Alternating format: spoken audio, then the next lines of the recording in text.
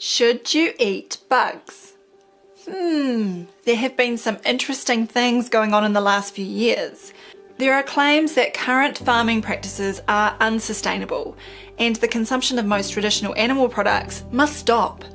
And apparently, having us eat insects could be the answer to this, quote, problem. Many globalist organisations are at the forefront of driving this narrative, and some of the Hollywood A-listers are also getting in on the action. I am here to reveal my hidden talent, eating micro livestock, cornworms. They're still alive.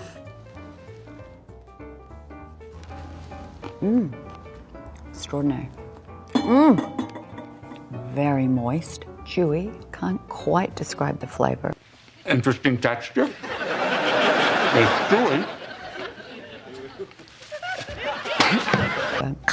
Need a little water.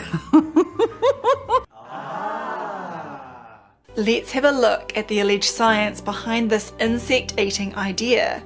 I think they've worked out that most of you are not going to buy into their BS, so as we'll see, now they are targeting children.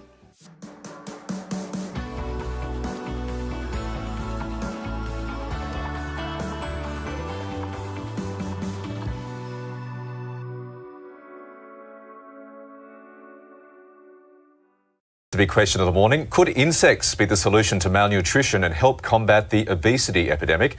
The UN's Food and Agriculture Organization certainly thinks so. It says a third of the world's population already consumes edible insects, like beetles and ants, and it also says the rest of us need to get into that stuff too. A few weeks ago, photos surfaced of an assignment that had been given to 5th grade students in a Florida elementary school. It was titled, Bugs, Food of the Future? The assignment started by stating, throughout history, people around the world have suffered from a lack of food. Modern farming methods help prevent food shortages, but the world's population is growing as well. Many people all over the world still go hungry. The next section says, some scientists have a surprising idea for a source of food. Their answer to the problem? Bugs. Few people in the United States eat insects in any form. Hold up, that is a complete non sequitur. What problem? The United States doesn't have an issue with food production. Like New Zealand and many first world countries, the US can easily produce more than enough food to supply its own population and have plenty left over to export elsewhere. The assignment went on to state that the United Nations reports that nearly 2 billion people in the world eat insects. Okay, presumably they're implying that this is a good thing, but you'd really need to survey those people to find out whether they are eating insects by choice or necessity. In most first world countries, we have plenty of access to insects, but most people choose not to eat them as they don't need to and don't want to. Then the school assignment produces a chart purportedly showing the efficiency of turning feed into edible food. And look at this, crickets come out on top. It is claimed that by weight they have twice the efficiency of chicken and pork and are way ahead of beef, which as you'll see, they really don't want you to eat. It's actually pretty dubious how these figures are calculated through their modelling, and the same goes for the claims of, quote, energy efficiency. The concept of energy efficiency is typically misconstrued in this setting. As you probably know from basic scientific principles, the first law of thermodynamics states that energy in a closed system cannot be created or destroyed. It can simply take different forms. However, various parties are currently attempting to convince you that there is a shortage of energy, which is simply not true. The sun provides a constant source of energy for the planet, which is converted by plants and algae into stored energy, which then becomes food for animals. I also find this kind of argument disingenuous, as it assumes that reducing everything to the lowest energy, quote, consumption is the highest goal, not to mention the difference in what is actually being produced, i.e. crickets and beef are not comparable through mathematics. We are talking about ordinal preferences through human action here, so perhaps they need to be shown some Austrian economics to understand the fallacies of this kind of activity. Anyway, in 2016, a paper appeared in the environmental research journal called Energy and Protein Feed-to-Food Conversion Efficiencies in the US and Potential Food Security Gains from Dietary Changes. Now keep in mind, there are various assumptions involved in this kind of modelling before they produce their apparent conversion efficiency charts, like this one. We can see once again they conclude that beef is the baddie and suggest that this needs to be cut out of your diet. The lower arrow depicting the apparent huge amount of energy, quote, loss, is also deceptive. It is inferring that any energy that isn't converted into consumable calories is wasted. As mentioned before, energy cannot be lost. The next figure depicts the amount of feed going into the animals compared to how much resulting protein can be consumed by humans. Again, it is as though biology can be boiled down to some numbers. And once the all-knowing scientists have these numbers, they can calculate what you need to eat. How is it that they are coming up with these calculations anyway? Here we turn to the paper's supplementary material, which has some interesting revelations. It states, while it is tricky to compare the protein quality of beef and poultry, we can use the biological value and the protein digestible corrected amino acid score, the protein indicator of choice of the FAO. And who are the FAO? The Food and Agriculture Organization of the United Nations. These guys are proposing the removal of individual choice and centuries of tradition to be replaced with made-up models and policy dictation from globalist cult leaders. All to save the planet, and in poverty, of course. The environmental research paper doesn't go all the way to suggesting humans eat only plants or bugs, but that appears to be on the basis of a marketing problem. They state that recognizing that the majority of the population will not easily become exclusive plant eaters, here we choose the intermediate, less radical, and perhaps more practical scenario of replacing the environmentally most costly beef with the more resource-efficient poultry. The term intermediate is conspicuous because when you read more of the surrounding literature, it is apparent that intermediate means a halfway step to get the population off animal products completely. Beef will be off the menu first, followed by chicken and eggs. The Guardian's George Monbiot says it must be so. So eating meat and milk and eggs is an indulgence we cannot afford. I'm not saying that all modern farming practices are being done well, but there's no reason why they can't be. And many farmers are embracing organic practices as both they and their customers realise the wider benefits. Here is the one cow we currently own. It roams around freely in large paddocks, feeds only on pasture and drinks water that comes from a spring. This kind of life is very typical for cows that live in New Zealand, and those claiming that it is unsustainable are leading you down the garden path. There's also intangible benefits from being around the animals and learning to look after them, not an activity that involves models and calculators. At the moment, there are currently around 10 million cows and 25 million sheep in New Zealand. And no, that doesn't include the people that went along with the COVID-19 nonsense. For a population of around 5 million people and most of the land not being used for farming, the claims of it being unsustainable and a cause of climate change are a joke. Similarly, the United States has around 95 million cows, but the vast majority of its land is not being used for farming. Suspiciously on that front, globalist frontman Bill Gates has been snapping up farmland and is now estimated to own around 270,000 acres in America. And while he has become the biggest farmland owner in the US, he is promoting fake meat products to the population. Cows and other grass-eating species have a digestion system that emits methane. And methane is a very powerful greenhouse gas. And so cows alone account for about 6% of global emissions. And so we need to change cows, just cows alone. How are we going to do that? Well, actually, of all the categories, the one that has gone better than I would have expected 5 years ago is this work to make what's called artificial meat. And so you have people like Impossible or Beyond Meat, both of which I invested in. Do you eat it as well, or do you like it? Absolutely. You do. Okay. You can go to Burger King and buy the Impossible Burger. All right. Is it healthier for you, or just healthier for the atmosphere? It's slightly healthier for you in terms of less cholesterol. It's, of course, dramatic reduction in methane emissions, animal cruelty, manure management, and the pressure that meat consumption puts on land use. There were no references provided to check Bill's claims about the health benefits of eating phony meat. Like Gates, the mainstream media have been pushing propaganda for many years, driving a narrative that farming as we know it is now unsustainable. Ultimately, the agenda involves preventing the population from consuming any animal products, apart from insects. Let's have a look at some of the mainstream media outlets that have been pushing the eat the bugs narrative. Here is the BBC's "Could Insects Be the Wonder Food of the Future?" story in 2014. Here is CNN headlining "Food of the Future, Bugs" in October 2019.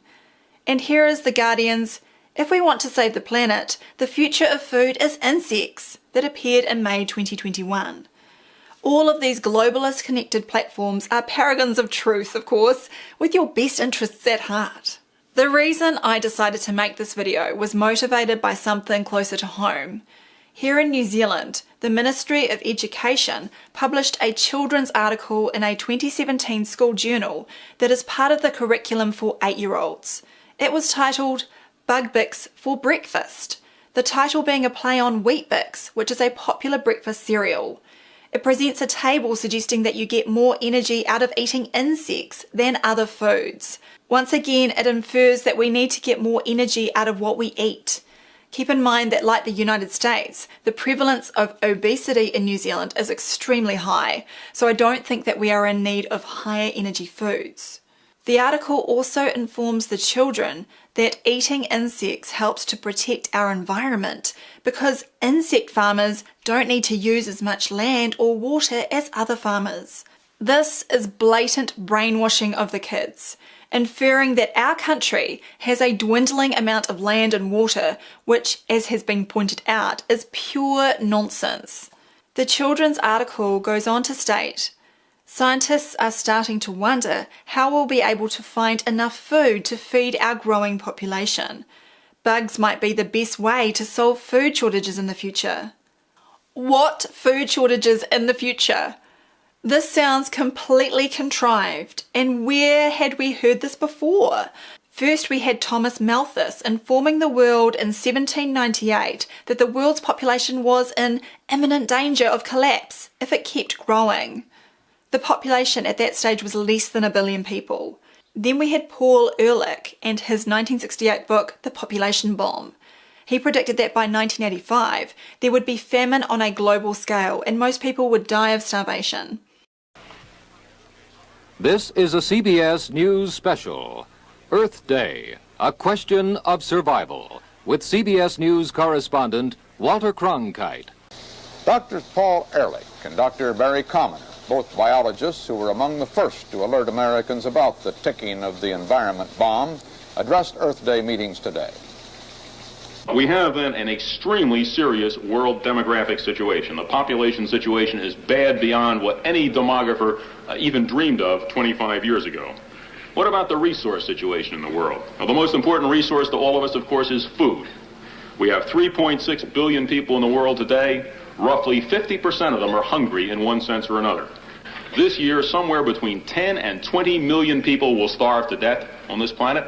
Last year the same, the year before that the same, next year almost certainly more and more and more. That's the answer to the question that's often raised, when will the population food crunch hit? Well, it hit a lot of people already. It's going to hit a lot more people this year. Should you think you're safe in the United States, you are very sadly mistaken.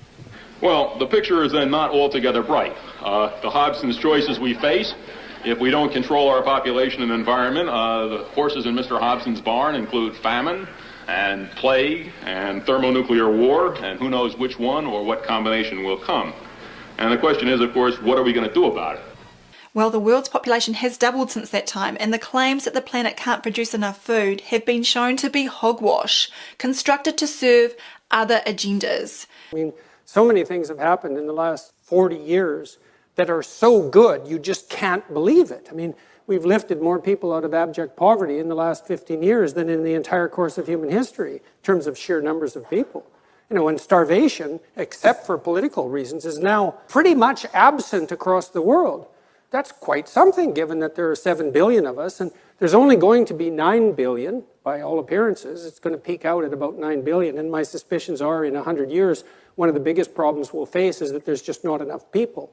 And you never hear that, but I really do believe it's likely to be the case. And we can certainly carry 9 billion people without doing the planet undue environmental damage. And people who claim otherwise, I think a lot of things about that. You can watch my video, Anti-Fertility Vaccines and Population Control, which exposes other aspects of the groups involved in population control. It is apparent that even on their own terms, the whole narrative is inconsistent. We have an obesity epidemic, and yet apparently we need to consume more energy-dense food in the form of insects. Developed and relatively free market countries can easily produce enough food through current farming practices, and yet it is claimed to be inefficient. We are supposed to believe that we have reached the limit with personal energy use, and yet untold amounts of energy are continuously available. They claim that some livestock consume too much water, but governments are the cause of many, quote, water shortages. We have been told that the planet couldn't sustain a fraction of the human population that it currently supports. Yet, here we are. And of course, the fallback position when none of the doomsday predictions come true. Then they claim if we don't do something now, our current ways will lead to catastrophic climate change. Insects are a vital part of life on the planet, but much of their role is as cleanup crews. So what are the health considerations in regard to human consumption? In 2019, a paper was published titled A Parasitological Evaluation of Edible Insects and Their Role in the Transmission of Parasitic Diseases to Humans and Animals. While researching insect farms, they commented that we observed unethical practices of individual breeders, such as feeding insects with animal feces from a pet shop, feeding insects with corpses of smaller animals, or feeding insects with mouldy food and even raw meat.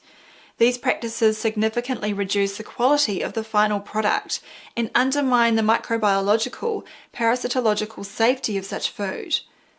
However, these are the kinds of things that insects are designed to eat and will eat.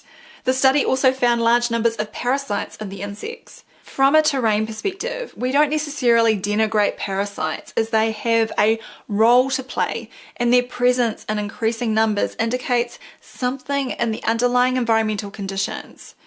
In this case, it appears that they may be a cleanup crew for the insect cleanup crews. Nature is working as designed, but there's no need for us to eat this kind of muck. Another issue with insects is their exoskeletons, which contain chitin. Mammals do not contain this polysaccharide compound and cannot metabolize it, although we have some enzymes that break it down. Chitin is implicated in causing inflammatory reactions in humans after entry into the body through both ingestion and inhalation. This also includes the risk of developing asthma in those working in industries such as crustacean processing. Thus suggesting that kids make cricket flour by cooking them and then grinding them up, as this New Zealand Ministry of Education book advises, looks like complete foolishness to me. Unless of course you want chitin powder not only in your food but also airborne in your home. I suspect going forward though, we'll be told that there are no concerns and perhaps insect food will even be branded as safe and effective. If people want to eat insects, then it is up to them, but they shouldn't be forced into it based on bogus claims driven by globalist agendas. Any food or energy shortages we are about to experience have nothing to do with organic causes and will be manufactured situations induced by governments carrying out agendas from the likes of the United Nations and the World Economic Forum. The latter's open promotion of insect eating for the masses should be enough of a warning bell that something is badly wrong here.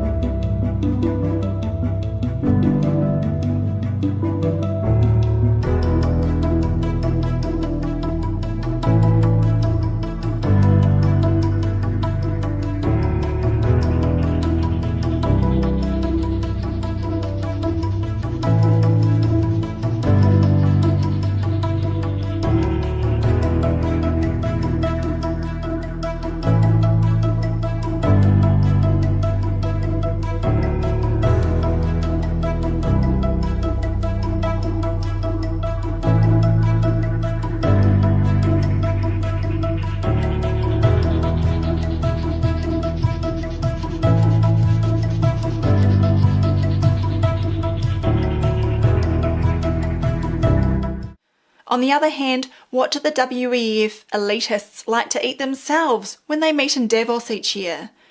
Why cheeses, ice creams, and juicy steaks?